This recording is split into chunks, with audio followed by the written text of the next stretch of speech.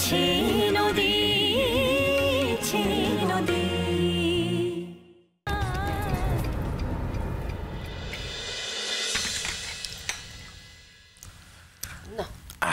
আর মাত্র একটা দিন, বুঝলেন?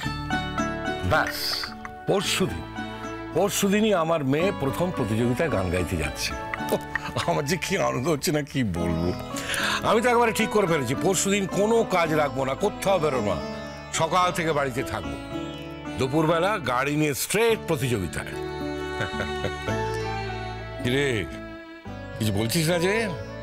মা, তোমরা না বাড়াবাড়ি করো না, শেষকালে কোনো পজিশনই পাবো না, ব্যাস তখন প্রেস্টিজ গেল। টুয়া, তুমি যে গান গাইতে যাচ্ছ এটাই তো বড় কথা।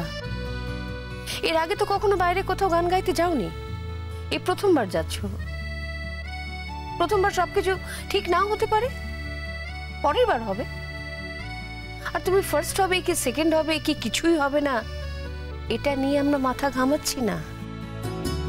আমরা মাথা ঘামাচ্ছি তোমার গান গাইতে যাওয়া নিয়ে, বুঝতে পেরেছো? তোমরা জানো না আমি কোথাও গিয়ে হারতে পারি না, আমি জীবনেও কোথাও হারবো না, এটা আমার প্রতিজ্ঞা। আমি হারটাকে মেনে নিতে পারি না বলেই তো আমি অনেক কিছুই ত্যাগ করেছি। আমার খুব ভয় লাগে যদি আমি হেরে যাই। তুমি হারবে না।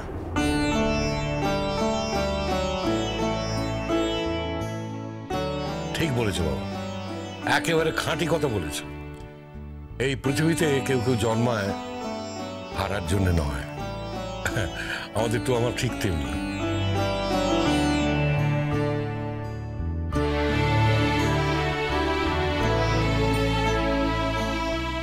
তুমি কি করে জানলে আমি হারবো না? ওখানে তো আমার থেকে ভালো গাইয়েও থাকতে পারে। আমি বলছি এখন তুমিই জিতবে, মিলিয়ে নিও।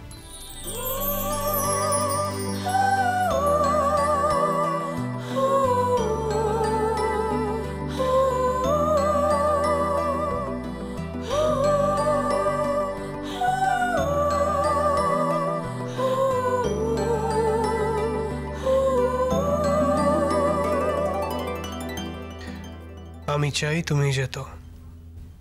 আমি চেষ্টা করব। চেষ্টা করতে হবে না, ইনফ্যাক্ট কিছুই করতে হবে না, শুধু ভালোবেসে গানটাকেও ব্যাস। এই হচ্ছে সব কথার সেরা কথা, বুঝলি? বিক্রম বুঝতে পেরে গেছে যে তুই কিছুতেই হারবি না। আরে বাবা, এই তো শুধু গানের প্রতিযোগিতা, হ্যাঁ? সারা জীবন ধরে কত লড়াইয়ের মাঠ তোকে পার হতে হবে জানিস?